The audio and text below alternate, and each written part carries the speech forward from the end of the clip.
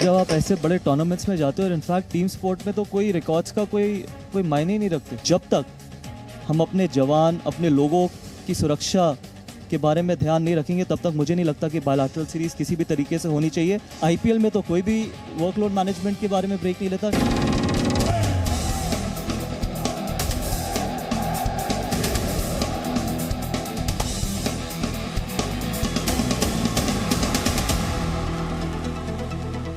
एक बार फिर समय आ गया है कि बात हो इंडिया पाकिस्तान की क्रिकेट राइवलरी की, बात हो क्रिकेट वर्ल्ड कप की और ढूंढा जाए क्रिकेट का सम्राट। नमस्कार, क्रिकेट का सम्राट जी कॉन्क्लेव में आप सबका स्वागत है। आपके साथ मैं हूं प्रीति दहिया और इंडिया और पाकिस्तान के बीच T20 वर्ल्ड कप 2022 का पहला मुकाबला होगा 23 अक्टूबर को मेलबर्न में। उस बड़े मुकाबले की बड़ी कवरेज जी न्यूज के इस मंच पर हम आप तक पहुंचाएंगे और इस बड़ी कवरेज में हमारा साथ देने के लिए आज कुछ खास मेहमान हमारे साथ मौजूद हैं। क्रिकेट जगत में हर खेल में कुछ ऐसे खिलाड़ी होते हैं जो अपने करियर के दौरान एक से बढ़कर एक बड़े बड़े स्टैटिस्टिक्स, नए नए आंकड़े जोड़ते रहते हैं। लेकिन कुछ ऐसे खिलाड़ी होते हैं जो जब भी मैदान पर उतरते हैं मैच जीतने के लिए, अपनी कंट्री को ट्रॉफी दिलाने के लिए मैदान में आते हैं। उन्हें कहा जाता है मैच विनर्स। और आज के मेरे पहले मेहमान भी एक मैच विनर ही है। प्लीज जोरदार तालियों के साथ स्वागत कीजिए फॉर्मर इंडिया बैट्समैन गौतम गंभीर का, जिन्होंने देश को एक नहीं दो वर्ल्ड कप जिताने में अहम भूमिका निभाई है। गौतम गंभीर आज हमारे साथ यहाँ जी न्यूज के इस कॉन्क्लेव में, इस सम्मेलन में आ गए हैं। जी गौतम, बहुत स्वागत है आपका। स्ट्रेट टॉक में भी गौतम गंभीर माहिर हैं। मुझे शुरुआत उसी से करनी होगी जो मैंने आपका इंट्रोडक्शन दिया। हाल फिलहाल में आपका मैं एक इंटरव्यू सुन रही थी, पढ़ रही थी, उसमें आपने बोला है कि वहां जाकर स्टेटिस्टिक्स नहीं देखने हैं, कंट्री को ट्रॉफी दिलवानी है। ट्रॉफी हम बैडली मिस कर रहे हैं, क्या हो गया है? आईसीसी ट्रॉफी बहुत टाइम से आई नहीं हमारे पास। नहीं, अल्टीमेटली जब आपने ये बात बोली है कि जब आप ऐसे बड़े टूर्नामेंट्स में जाते हो और इनफैक्ट टीम स्पोर्ट में तो कोई रिकॉर्ड्स का कोई मायने ही नहीं रखते, क्योंकि ये इंडिविजुअल स्पोर्ट नहीं है। ये कोई बैडमिंटन या लॉन टेनिस या आप कोई इंडिविजुअल स्पोर्ट नहीं खेल रहे या टेबल टेनिस नहीं खेल रहे कि जहाँ पर आपकी परफॉर्मेंस से ही आप अपने आप को जिताते हो। टीम स्पोर्ट में सिर्फ आप कंट्रीब्यूट करते हो। अल्टीमेटली कोई कैच भी पकड़ता है, कोई विकेट भी लेता है, तो सिर्फ रन बनाने से मैच नहीं जीतते। और इनफैक्ट रन वो बनने चाहिए जिससे आपकी टीम जीते। और जब आप आईसीसी टूर्नामेंट्स में जाते हो तो अपने स्टैटिस्टिक्स को घर पे छोड़ के जाना ज़्यादा ज़रूरी है, क्योंकि वहाँ पर जो छोटा कंट्रीब्यूशन भी होगा उससे भी आप वो मैच जीत सकते हो जिसको देश को और आपको और आपकी टीम को उसकी ज़्यादा ज़रूरत है। एब्सोल्युटली, बिल्कुल ठीक कहा आपने गौतम। लेकिन इस बार जो टीम पहुंची है हमारी ऑस्ट्रेलिया, इंडिया पाकिस्तान मैच के बारे में ज़रूर आपसे बात करूंगी। और आप वो खिलाड़ी हैं जिन्होंने ना सिर्फ इसे बाहर बैठ के देखा है, खुद महसूस किया है जो हीट ऑफ द मोमेंट होती है, जो पैशन होता है इंडिया पाकिस्तान में। लेकिन उससे पहले जो हमारी टीम पहुंची है उसकी दावेदारी इस वर्ल्ड कप में, उसे आप on a scale of 1 to 10 कहाँ देखते हैं? देखिए, इसमें कोई दो राय नहीं है कि बहुत अच्छी टीम है, लेकिन जसप्रीत बुमराह की बहुत बड़ी कमी खिलेगी। ऐसा नहीं कह सकते आप कि अगर शायद अगर जसप्रीत बुमराह होते तो मैं ये ज़रूर यहाँ पर बैठ के कह सकता था कि आप टॉप 2 या 3 कंटेंडर्स में होगी, क्योंकि जसप्रीत बुमराह एक ऐसे गेंदबाज है जो मेरे हिसाब से अभी in world cricket probably number 1 bowler in all formats, चाहे वो T20 हो, टेस्ट क्रिकेट हो, वनडे क्रिकेट हो। बहुत कम ऐसे गेंदबाज हैं जो पहले 6 ओवर में भी, आखिरी 5 ओवर में भी गेंदबाजी कर सकते हैं। तो जसप्रीत बुमराह के ना होने से शायद चांसेस थोड़े कम आए, लेकिन ऐसा नहीं है कि इंडिया के पास टैलेंट नहीं है। India can still go on to win the World Cup. India के पास बैटिंग लाइनअप है, इंडिया के पास बॉलिंग है। शायद बॉलिंग में मोहम्मद शमी जो वापस आए, अगर मोहम्मद शमी खेलते हैं तो उनके पास वो एक्सपीरियंस रहने वाला है। तो कहीं ना कहीं अगर थोड़ी सी कमी होगी तो वो फास्ट बॉलिंग की एक्सपीरियंस, क्योंकि जब आप इतने बड़े टूर्नामेंट्स खेलने जाते हैं तो टैलेंट से ज़्यादा कि क्या आपने वो प्रेशर सिचुएशंस हैंडल करे होते हैं पहले। पाकिस्तान के सामने जब हम खेलते हैं इसलिए दबाव ज़्यादा रहता है क्योंकि वो जो राइवलरी है वो इमोशनल हो जाती है।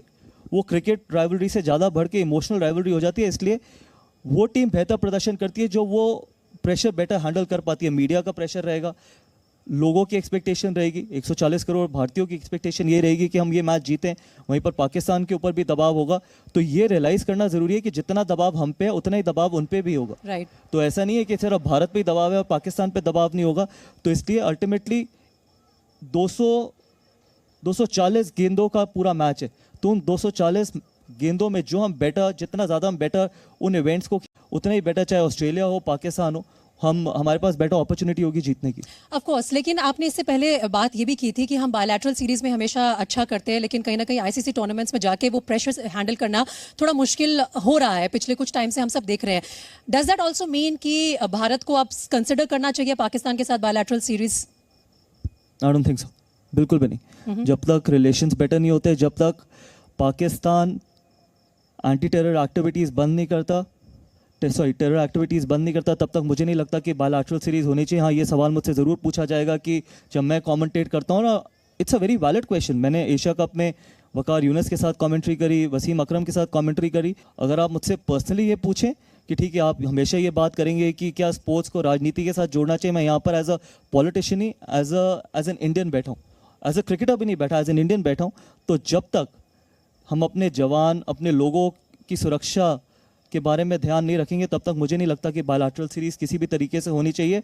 और ऐसा नहीं है कि हम अगर पाकिस्तान से बायलैटरल सीरीज़ नहीं खेलते तो कोई हमारे को नुकसान है, हम बाकी कंट्रीज से खेल सकते हैं। लेकिन अगर रिलेशन पहले बेहतर होने चाहिए ऑफ द फील्ड, उसी के बाद क्रिकेट की बात होनी चाहिए। क्रिकेट एक बहुत छोटा जरिया है, cricket is not life and death. अगर इंडिया पाकिस्तान के साथ नहीं खेलेगा तो कुछ बदलेगा नहीं, लेकिन किसी की ज़िंदगी और मौत का सवाल है, वो हम सब भारतीयों की जिम्मेदारी है। जो जवान सरहद पे खड़ा है उनकी जिम्मेदारी, हम सब की जिम्मेदारी है। तो पहले उनकी सुरक्षा ज़रूरी है। क्रिकेट होती रहेगी, बाकी स्पोर्ट होते रहेंगे, वो बहुत सेकेंडरी चीज़ है। आई नो, क्रिकेट डिप्लोमेसी को मेरे ख्याल से दोनों ही तरफ से यूज़ किया जा सकता है, किसी पे प्रेशर बनाने के लिए भी, और अगर रिश्ते सामान्य हो, सब कुछ ठीक चल रहा हो, तो रिश्तों को और बेहतर बनाने के लिए भी हो सकता है। अब ये बताइए कि जो इंटेंसिटी की हम बात कर रहे हैं और जो राइवलरीज की बात कर रहे हैं, ट्रेडिशनली यही होता है कि Indian batsman versus Pakistani pace battery. अब ये शाहीन शाह आफरीदी का जो जुल्म है वो हमने पिछले T20 वर्ल्ड कप में देखा था, जो उन्होंने हमारे टॉप ऑर्डर की परखचियाँ उड़ा दी थी। He ran through our batting lineup. Shaheen Shah Afridi को कैसे हैंडल करें इंडियन बैट्समैन? कोई एडवाइस गौतम गंभीर देना चाहेंगे? देखिए, पहली बात तो ये कहना चाहूँगा कि कोई जुल्म नहीं है, एक ही मैच में अच्छा किए और फिर एशिया कप में नसीम शाह को ले आए। देखिए, ऐसा लगता है कि नए नए पेसर्स उनके पास आते रहते हैं। ऐसी बात नहीं, हमारे पास दुनिया के सबसे बेहतरीन पेसर हैं, जसप्रीत बुमराह। हम ये क्यों भूल जाते हैं कि हमारे पास शाहीन शाह अफरीदी, नसीम शाह, बाकी हारिस रऊफ से बेहतर गेंदबाज है जो इंडिया ने प्रोड्यूस किए। जसप्रीत बुमराह शायद दुनिया के सबसे बेहतरीन गेंदबाज हैं। नो डाउट कि इंजर्ड हो गए, लेकिन यही अगर जसप्रीत बुमराह होते तो आप शाहीन शाह अफरीदी की बात भी ना कर रहे होते, पाकिस्तान ये बात कर रही होती कि जसप्रीत बुमराह को कैसे हैंडल करना है। एक मैच अच्छा होने से ये नहीं है कि one bad day doesn't make a summer. तो अगर एक मैच भारतीय टॉप ऑर्डर स्ट्रगल किए, इसका मतलब ये नहीं है कि अगले मैच में भी स्ट्रगल करेंगे। अल्टीमेटली आ तो बॉल ही रही है, तो आप सर्वाइव करने को ना देखें, आप रन बनाने को देखें, क्योंकि जब आप रन बनाने को देखते हैं तभी आप गेंदबाज पे प्रेशर डाल सकते हैं। और T20 क्रिकेट में दूसरे के ऊपर प्रेशर डालना बहुत ज़रूरी है, क्योंकि अगर आप दूसरे पे प्रेशर नहीं डालेंगे, क्योंकि सिर्फ 120 बॉलें ही हैं, अगर आप 120 बॉल में 12 बॉल सर्वाइव कर जाएंगे तो शायद आपने 10% या 15% ऑफ द मैच ऑलरेडी आपने सरेंडर कर दिया। तो मुझे लगता है कि रोहित शर्मा की जो लास्ट एशिया कप में अप्रोच थी, अगर उसी अप्रोच से भारत खेलेगी तो शाहीन शाह अफरीदी हो या फिर कोई भी गेंदबाज हो, इतना आसान रहने वाला नहीं है टॉप 3 और 4 बल्लेबाजों के खिलाफ जो भारतीय टॉप 4 बल्लेबाज हैं। जिस अप्रोच की आप बात करें, मैं ये मानूं कि आप बोल रहे हैं कि गो फॉर अटैक, डिफेंसिव होकर नहीं खेलना चाहिए। बिकॉज T20 फॉर्मेट बना भी इसी चीज़ के लिए था। T20 फॉर्मेट किस लिए बना था? कि आप अंदर जाके अपने आप को और एक्सप्रेस कर सकें और ज़्यादा अग्रेसिव खेल सकें, इसलिए तो T20 फॉर्मेट बना था। T20 फॉर्मेट का मतलब सोचना नहीं है, रिएक्ट करना है। T20 फॉर्मेट का मतलब है अपने आप को एक्सप्रेस करना, और जितना ज़्यादा आप अग्रेसिव तरीके से खेल सकें आप खेलें। और रोहित शर्मा ने इसकी बात भी करी है, तो मुझे विश्वास है कि जिस टेम्पलेट की और जिस चीज़ की उन्होंने बात करी है, वो अंदर जाके, इनफैक्ट पूरी टीम अंदर जाके उसी तरीके से उस टेम्पलेट के साथ खेलेगी और उसको फॉलो करेगी। इस पर्टिकुलर टूर्नामेंट में यहाँ आने से पहले विराट कोहली के जो हमें ग्लिम्पसेस मिले एशिया कप में, सब फैंस के लिए बहुत खुशी की बात है। How important and factor Virat Kohli की फॉर्म होने वाली है T20 वर्ल्ड कप में? उनका जिस तरह का रिकॉर्ड है ऑस्ट्रेलिया में, क्या वो काफ़ी है इंटिमिडेट करने के लिए ओपोनेंट्स को, नॉट जस्ट पाकिस्तान बल्कि बाकी सब टीम्स? देखिए, मैं आपको ना एक चीज़ साफ कहना चाहता हूँ कि वर्ल्ड क्रिकेट में कोई किसी से इंटिमिडेट नहीं होता, कोई नहीं किसी से इंटिमिडेट होता। जब आप अपने देश के लिए खेल रहे होते हैं तो आपको ये पता होता है कि मैं ही उन बेस्ट 15 खिलाड़ियों में हूँ जो अपने देश को रिप्रेजेंट कर रहा हूँ। तो ये इंटिमिडेशन, ये बाकी बड़े बड़े लफ्ज़ जो क्रिएट किए गए हैं, अल्टीमेटली विराट कोहली भी उतने ही इंपॉर्टेंट हैं जितने अक्षर पटेल इंपॉर्टेंट है, या फिर जितने हर्षल पटेल इंपॉर्टेंट है, या फिर जितने KL राहुल इंपॉर्टेंट है। एक अकेला विराट कोहली या रोहित शर्मा या सूर्य कुमार यादव या KL राहुल आपको वर्ल्ड कप नहीं जिता सकता। ये बहुत बड़ी गलतफहमी है। विराट कोहली आपको 500 रन बना के दे सकते हैं, रोहित शर्मा शायद आपको 500 रन बना के दे सकते हैं, लेकिन विकेट तो किसी और को लेनी पड़ेगी। तो वो जो इंपॉर्टेंस है वो 1 से लेके 15 जो ड्रेसिंग रूम में बैठे हैं सबको मिलनी चाहिए, क्योंकि कोई आपको पानी भी पिलाएगा, कोई आपके लिए फील्डिंग भी करेगा, कोई आपके लिए कैच भी पकड़ेगा। तो फॉर्म चाहे वो विराट कोहली का हो, चाहे वो रोहित शर्मा को हो या केएल राहुल का हो, सबका फॉर्म उतना ही इंपॉर्टेंट है जितना किसी और खिलाड़ी का फॉर्म लेकिन इंपॉर्टेंट गौतम, ये बात सच है कि हमारे देश में पर्टिकुलरली गेम ऑफ क्रिकेट में हीरो वर्शिप तो होती है। है। आई थिंक ये चीज़ सिर्फ क्रिकेट में नहीं, पूरे देश में बदलनी बहुत ज़रूरी है। हीरो वर्शिप से आप इंडियन क्रिकेट की बात करिए, इंडियन क्रिकेट की बात, इंडियन क्रिकेट टीम की बात होनी ज़रूरी है, हीरो वर्शिप होनी ज़रूरी नहीं है। हीरो वर्शिप भी इसलिए होती है क्योंकि सच्चाई ये मीडिया ब्रांड्स बनाती है। सूर्य कुमार यादव का पिछले 1 साल से जो प्रदर्शन रहा है भारतीय टीम के लिए, मुझे लगता है कि ये जो बाकी 6 बल्लेबाज हैं उनसे बेहतर प्रदर्शन रहा है, लेकिन आज आपने मुझसे एक भी सवाल नहीं पूछा है सूर्य कुमार यादव के बारे में।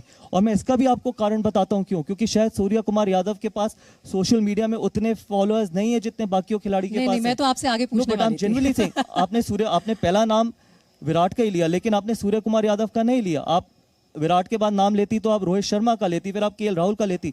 लेकिन अगर आप प्योर परफॉर्मेंस की बात करें तो सूर्य कुमार यादव और फिर हार्दिक पांड्या से बेहतर परफॉर्मेंस अभी इंडियन टीम में दोनों में से किसी की नहीं और किसी की नहीं है। तो उनकी बात करिए, उनका भी फॉर्म उतना ही जरूरी है जितना रोहित शर्मा का या फिर केएल राहुल का फॉर्म जरूरी है। पहली बार मैं ये कहना चाहूंगा कि अगर इंडियन टीम वर्ल्ड कप के लिए जाती है तो हीरो वर्शिप नहीं, इंडियन टीम की वर्शिप करिए, तभी भारत वर्ल्ड कप जीत पाएगा। और ये सबसे बड़ा कारण है कि हम 2011 से 2022 तक एक भी आईसीसी ट्रॉफी नहीं जीत पाई, क्योंकि हम हीरो वर्शिप से आगे उठ ही नहीं पाए।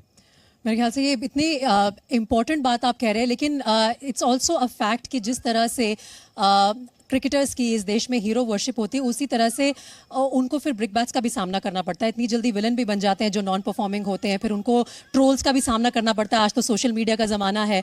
आपने बीच में जिक्र ये भी किया था कि सोशल मीडिया से दूर हो जाना चाहिए, इतने बड़े इवेंट में आपको डिस्ट्रैक्शंस नहीं चाहिए। देखिए, मैं तो मानता हूँ सोशल मीडिया से वैसे भी दूर हो जाना चाहिए, क्योंकि सोशल मीडिया में जो चीज़ कही जाती है और जो चाहे वो एप्रिसिएशन हो, मैं ये नहीं कह रहा सिर्फ ट्रोल्स कि जो आप अप्रिशिएट करते हैं उसमें भी कहीं ना कहीं 100% सच नहीं है, क्योंकि सोशल मीडिया की जिंदगी कुछ घंटों की है। और हमारे क्रिकेटर्स तो इतना उससे आई थिंक वो अपनी एनर्जी डिराइव करते हैं सोशल मीडिया से। आप देखिए, अब तो राहुल द्रविड़ भी रील्स में आने लग गए इंस्टाग्राम की। मैं देखो उस चीज़ में बिलीव करते नहीं है, वो बहुत इंडिविजुअल है। शायद आपको सोशल मीडिया पसंद होगी, यहाँ पर बहुत लोगों को पसंद होगी, कई ऐसे भी लोग हैं जिनको लगता है कि सोशल मीडिया में क्रिटिसिज्म और अप्रिसिएशन दोनों ही 100% ट्रू नहीं है, क्योंकि क्रिटिसिज्म भी सारा सच नहीं है और अप्रिसिएशन में भी नहीं है, क्योंकि सोशल मीडिया की ज़िंदगी और क्रिकेटर या फिर किसी भी स्पोर्ट्समैन की ज़िंदगी सिर्फ एक दिन की है। आज मैंने अगर 100 बनाया तो आप मुझे अप्रिशिएट करेंगे, कल अगर मैच में 0 बनाया तो वही क्रिटिसिज्म मुझे होगा। तो एक दिन मैं हीरो था, एक दिन मैं विलन बन गया। तो ये सब परफॉर्मिंग आर्ट का प्रोज एंड कॉन्स है। लेकिन सोशल मीडिया देखिए, सोशल मीडिया इसी प्लेटफॉर्म का सहारा लेके आजकल Gautam, to be very frank, mind games खेले जाते हैं बड़े बड़े एनकाउंटर से पहले। आज ही पीसीबी ने एक फोटो ट्वीट की है अपने सारे पेसर्स की और लिखा है पेस, बैटरी और फायर का साइन दिया है। It contributes to building pressure opponent के ऊपर। दूसरी तरफ आप जिस ज़माने में खेलते थे उस ज़माने में भले ही सोशल मीडिया इतना इंटेंस ना हो, लेकिन आज वो उस ज़माने के प्लेयर्स आकर भी आपने देखा है किस तरह से अपनी बातें बोलते हैं, चाहे शोएब अख्तर की वर्बल वॉलीज हो, चाहे मोहम्मद इरफान हो जो कह रहे हैं कि मैंने गौतम गंभीर का करियर खराब करवा दिया, ख़त्म करवा दिया। तो ये तो आजकल भी बहुत यूज़ हो रहा है, पुराने ज़माने के क्रिकेटर्स भी यूज़ कर रहे हैं। देखिए, फिर से मैंने आपको बताया ना, सोशल मीडिया में अल्टीमेटली क्या होता है कि जितने ज़्यादा आपके फॉलोअर्स होंगे उतने ही ज़्यादा आप उसको फाइनेंशियली वायबल भी बना सकते हैं। आपको कॉन्ट्रैक्ट्स, ब्रांड्स, ऑल दैट सारी चीज़ें, it's a vicious circle, it's a chain. लेकिन जैसे आपने बोला कि पीसी, फिर क्रिकेट की बात करते हैं कि पीसीबी ने अपने फास्ट बॉलर्स की इमेजेस सोशल मीडिया पे लगाई। ऐसा तो है नहीं कि अगर वो सोशल मीडिया पे ना लगाते तो भारतीय बल्लेबाजों को नहीं पता कि वो क्या गेंदबाज हैं, कौन से गेंदबाज हैं और वो किस तरीके की गेंद करेंगे। मोहम्मद इरफान को तो जवाब दे दीजिए। देखिए, मेरे को वो उनकी सोच है। अल्टीमेटली अगर मैं हर आदमी को जवाब देना शुरू कर दिया तो जो मेरे को आगे जो मैंने काम करने हैं, तो फिर आप अगर मैं मोहम्मद इरफान की बात करें फिर तो मेरे को रोज़ ही लोगों को जवाब देना पड़ेगा और शायद 24 घंटे कम हो जाएंगे अगर मैं जवाब देना शुरू कर दूं। तो इसलिए जवाब देना ज़रूरी नहीं है, काम करना ज़रूरी है। अल्टीमेटली जो लोग काम करना चाहते हैं, जो लोग अपनी कॉन्शियस के साथ ज़िंदगी जीना चाहते हैं, उनको कोई मैटर नहीं करता कि कौन क्या ट्रोल कर रहा है, कौन क्या बोल रहा है, बिकॉज ईमानदारी ज़रूरी है। और मुझे विश्वास है कि जो भारतीय टीम है सच्चाई और ईमानदारी से अंदर खेलेगी और अपने देश का नाम रोशन करेगी। और इस टीम के एक बड़े इंपॉर्टेंट फैक्टर जो पिछले एक साल में हमारे साथ जुड़े हैं वो है न्यू कोच राहुल द्रविड़। राहुल द्रविड़ की बड़ी अनकन्वेंशनल सी कोचिंग है, उसके बारे में मैं ज़रूर आपसे बात करना चाहूँगी। जितने एक्सपेरिमेंट्स हमने किए हैं पिछले एक साल में हर डिपार्टमेंट को लेके, हर कॉम्बिनेशन को लेके, वो कभी पहले नहीं देखे। I think it's unprecedented. उनकी कोचिंग को आप कैसे देखते हैं? देखिए, मैं एक चीज़ के मामले में बहुत क्लियर हूँ कि ये जो ब्रेक, ये बोला जाता है कि मेंटली एग्जॉस्टेड, आई थिंक ये शायद 5 या 10 साल पहले नहीं हुआ करता था कि आप हर दूसरी सीरीज के बाद ब्रेक लेना चाहते हैं। आप वर्कलोड मैनेजमेंट, अगर वर्कलोड मैनेजमेंट होना चाहिए तो वो सिर्फ और सिर्फ आपके तेज गेंदबाजों के लिए होना चाहिए, बल्लेबाजों के लिए और स्पिनर्स के लिए वर्कलोड मैनेजमेंट नहीं होना चाहिए। That is what I believe in. जितना ज़्यादा आप खेलेंगे, कोई भी इस दुनिया में बड़े से बड़ा खिलाड़ी कभी भी वापस फॉर्म में नहीं आया ब्रेक लेके। आप वापस फॉर्म में तभी आते हो जब आप अंदर जाते हो, बीच में जाके लड़के वापस फॉर्म में आ सकते हो। ब्रेक लेने से कोई नहीं आया। सचिन तेंदुलकर ने 20 साल क्रिकेट खेली है, मुझे नहीं याद कि उन्होंने कभी ये बोला होगा कि मेरे को मेरी वर्कलोड मैनेजमेंट जरूरी है। उस टाइम पे ये वर्कलोड मैनेजमेंट का जमाना भी नहीं था, ये वर्ड भी नहीं हुआ करता था। मीडिया को भी ये जो वर्ड सुनाई दिए वो अभी के लेकिन जमाने में गौतम अब तो ये बहुत यूज होता है। और हमारे टॉप बैट्समैन बोलते हैं, विराट कोहली ने खुद बोला है कि मैं ब्रेक लेके आया तो मैं that's why I could perform so well in Asia cup. I don't believe in it. मैं आपको क्या बोल रहा हूँ, सिर्फ वर्कलोड मैनेजमेंट सिर्फ एक डिपार्टमेंट के लिए होना चाहिए, वो है fast bowling. That is it. ये जो वर्कलोड मैनेजमेंट, अगर आपको वैसे ब्रेक लेना है, अगर आपको लगता है कि आप you are not enjoying the game, then it is different. लेकिन वर्कलोड मैनेजमेंट आप खेलते कितने, मुझे आप बताइए। इंडियन क्रिकेट टीम बहुत ज़्यादा खेलती है, लेकिन कितने ऐसे खिलाड़ी हैं जो तीनों डिपार्टमेंट पे खेलते हैं और तीनों फॉर्मेट्स खेलते हैं? तो जितना ज़्यादा आप कंटिन्यूसली खेलेंगे उतना ज़्यादा आपका जो टीम बॉन्डिंग है, साथ ही साथ में आपको आपके टीम की वीकनेसेस और स्ट्रेंथ्स पता चलेंगी। तो इसलिए मेरा मानना है कि ये जो आगे आने वाले आईपीएल में तो कोई भी वर्कलोड मैनेजमेंट के बारे में ब्रेक नहीं लेता। टेल मी वन थिंग, कोई लेता हो जाए इस बात पे? आईपीएल में तो कभी ब्रेक नहीं मांगते कोई।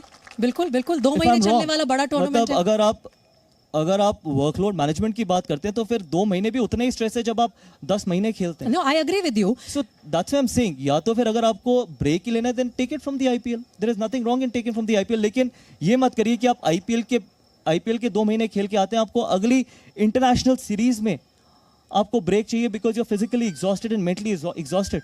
That is something which is unfair, because तब आप शायद अपने देश के साथ और फिर आप अपनी टीम के लिए कहीं ना कहीं ऑनेस्टी के साथ आप नहीं खेल रहे। तो अगर आपको इतने फिजिकली एग्जॉस्टेड है तो I think IPL is a format जहां पर आपको ब्रेक लेना चाहिए। और अगर आपको वर्कलोड मैनेजमेंट करना ही है और इतना इंटेंसली आप मांगते हैं, उसको बार बार डिमांड आती है, कोई नई बात नहीं है, अब पिछले काफी टाइम से ये बहुत चर्चा में है, तो क्यों नहीं हम तीनों फॉर्मेट में अलग अलग टीम्स रख सकते हैं? हमारे पास इतनी बेंच स्ट्रेंथ है। और वो होएगा आगे आने वाले समय में, इसमें कोई दो राय नहीं है कि जब आपके पास इतना टैलेंट होता है जितना भारत में, इनफैक्ट आप देखें तो सारे जो आपके मेन खिलाड़ी थे वो ऑस्ट्रेलिया में थे, उसके बावजूद आपने और साउथ अफ्रीका की मेन टीम को वनडे सीरीज हरा दी।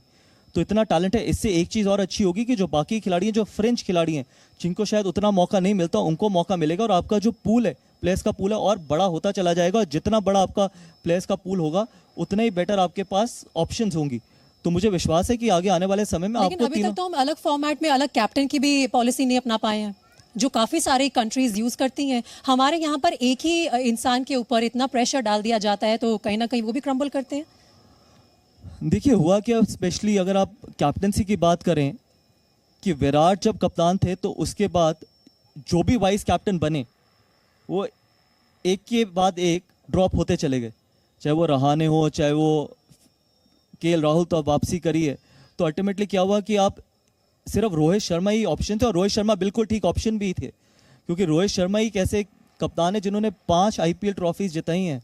5 आईपीएल ट्रॉफीज जिताना बहुत छोटी बात नहीं है। इनफैक्ट आईपीएल के सबसे सक्सेसफुल कप्तान है इंटरनेशनल क्रिकेट में, अगर आप उनका रिकॉर्ड देखें तो बहुत सक्सेसफुल है। तो इसलिए मेरा मानना है कि वो ठीक डिसीजन था। लेकिन अगर आपको स्प्लिट कैप्टनसी भी करनी है तो सिर्फ 2 कप्तान होने चाहिए, 3 कप्तान नहीं।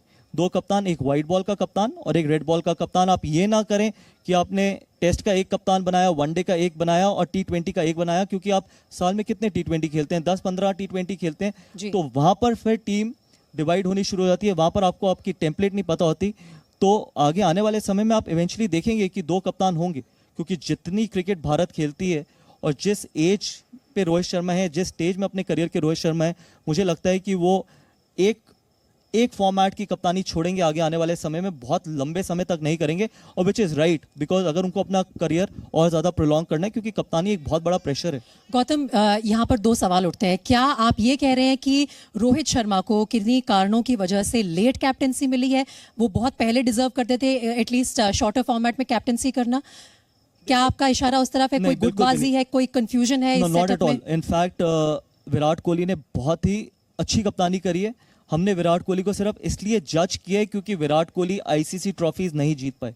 अगर आप टेस्ट की कप्तानी की बात करें तो विराट कोहली ने ऑस्ट्रेलिया में सीरीज जीती, विराट कोहली ने इंडिया को, MS धोनी ने भी बनाया, लेकिन विराट कोहली की कप्तानी में भी इंडिया टेस्ट में नंबर 1 बनी है। लेकिन अगर आप रोहित शर्मा की कप्तानी की बात करें तो आप सिर्फ ऑरेंजेस को ऑरेंजेस के साथ ही कंपेयर कर सकते हैं। एक खिलाड़ी ने 5 IPL ट्रॉफी जीती, उनको भी वही स्टेज मिला जो दूसरे खिलाड़ी को मिला, दूसरे खिलाड़ी ने एक भी ट्रॉफी नहीं जीती। तो जब आप वाइट बॉल की कप्तानी की बात करते हैं, तो जब एक स्टेज ये आई थी कि सबको लगता था कि चेंज इज इंपॉर्टेंट, तो रोहित शर्मा की तरफ ही जाना चाहिए था। और मेरा मानना यह था कि जिस तरीके की कप्तानी मैंने रोहित शर्मा की IPL में देखी है, रोहित शर्मा को डेफिनेटली वाइट बॉल क्रिकेट की पहले कप्तानी मिलनी चाहिए थी, और जब स्प्लिट होना चाहिए था तो विराट कोहली को टेस्ट की कप्तानी करते रहना चाहिए था और रोहित शर्मा को वाइट बॉल की कप्तानी करनी चाहिए थी। क्योंकि विराट कोहली ने भी जब टेस्ट की कप्तानी छोड़ी वो गलत छोड़ी थी, क्योंकि विराट कोहली एब्सोल्युटली डिजर्व करते थे टेस्ट की कप्तानी करना, क्योंकि ये जो टेस्ट में ट्रांसफॉर्मेशन आया है, चाहे वो तेज गेंदबाजी हो, चाहे वो एटीट्यूड में हो, वो विराट कोहली की ही देन है। क्योंकि मैंने आपको पहले भी बताया, कप्तान ही डिसाइड करता है आपकी टीम कैसे खेले। लेकिन अब जो भी है, इंपॉर्टेंट ये नहीं है कि हम कैप्टनसी डिस्कस करें। अब रोहित शर्मा के पास तीनों फॉर्मेट की कप्तानी है, लेकिन मुझे जो लगता है, मुझे नहीं पता रोहित शर्मा के दिमाग में क्या चल रहा है, उनको अपना करियर प्रोलॉन्ग करने के लिए बहुत लंबे समय के तक तीनों फॉर्मेट की कप्तानी नहीं करनी चाहिए। तो ये जो टीम लेके गए हैं रोहित शर्मा अपने साथ ऑस्ट्रेलिया में, अगर ये गौतम गंभीर की टीम होती, इसके प्लेइंग 11 कौन होते? ये मेरी टीम नहीं होती ना, ये रोहित शर्मा की इंडियन टीम होती। इस इंडियन टीम में प्लेइंग 11 कौन होते हैं, इंक्लूडिंग द कैप्टन? आप बता दीजिए। Captain Rohit Sharma, no doubt. मतलब रोहित 5 IPL ट्रॉफीज के बाद भी अगर क्वेश्चन मार्क है तो आई थिंक दैट्स अनफेयर।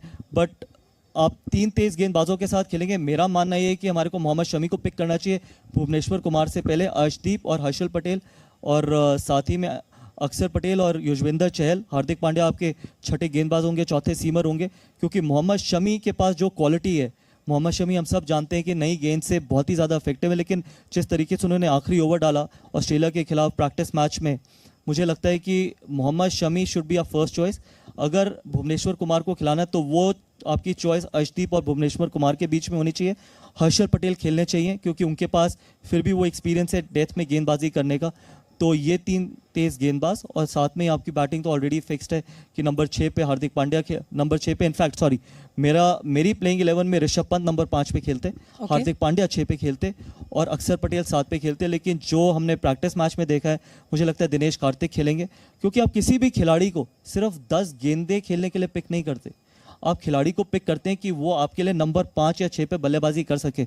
जो दिनेश कार्तिक ने अपनी इंटेंशंस नहीं दिखाई है, दिनेश कार्तिक ने हमेशा ये इंटेंशन दिखाई और टीम मैनेजमेंट ने भी, कि मेरे को सिर्फ आखिरी के 2 या 3 ओवर खेल रहे हैं, वो कहीं ना कहीं डेंजरस हो सकता है। क्योंकि ऑस्ट्रेलिया में अगर आपने 2 या 3 जल्दी विकेट खो दी, फिर आपको अक्षर पटेल को भेजना पड़ेगा, क्योंकि आप हार्दिक पांड्या को भी इतनी जल्दी एक्सपोज नहीं करना चाहते।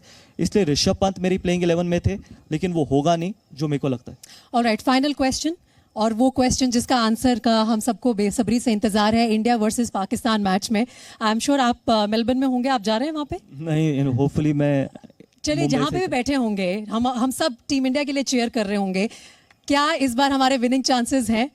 क्या फैंस को उम्मीद करनी चाहिए कि जो हमने पिछले वर्ल्ड कप में देखा वो रिपीट ना हो? क्योंकि बिल्कुल एक तरफा मुकाबले में हारे, कड़ी टक्कर भी नहीं दी हमने। एब्सोल्युटली। सिर्फ आप पाकिस्तान की क्यों बात करो? इंडिया के पास वो टीम है जो वर्ल्ड कप जीत सकती है। तो आप पाकिस्तान आई थिंक पाकिस्तान सिर्फ एक पहला पड़ाव तो है, वो जर्नी का पार्ट है। असली डेस्टिनेशन तो वो ट्रॉफी उठाना है 13 नवंबर को। आप मुझे एक बात बताइए, मैं सबसे पूछना चाहता हूँ कि अगर हम 23 को जीतते हैं और उसके बाद अगर हम कोई भी मैच नहीं जीतते और वर्ल्ड कप नहीं जीतते, तो क्या हम खुश होंगे? बिल्कुल भी नहीं। क्योंकि असली जो सबसे बड़ा जवाब किसी भी देश को देने के लिए, चाहे आप एक मैच हार भी जाओ, जब आप वो ट्रॉफी उठाओगे 13 नवंबर को, उससे बड़ा जवाब कुछ नहीं होगा। जब आप वर्ल्ड चैंपियंस बन के वापस आओगे, तो एक पड़ाव पाकिस्तान है. Pakistan is not the destination, it's just the journey. चलिए तालियों के साथ आई थिंक बहुत अच्छा जवाब दिया गौतम गंभीर ने इस चर्चा को भी खत्म करने के लिए. बहुत शुक्रिया Gautam. It's always a pleasure to talk to you. और जितने अच्छी आपकी बल्लेबाजी थी उतनी ही अच्छी आप बातें करते, सीधी बातें करते. बहुत शुक्रिया गौतम. Thank you.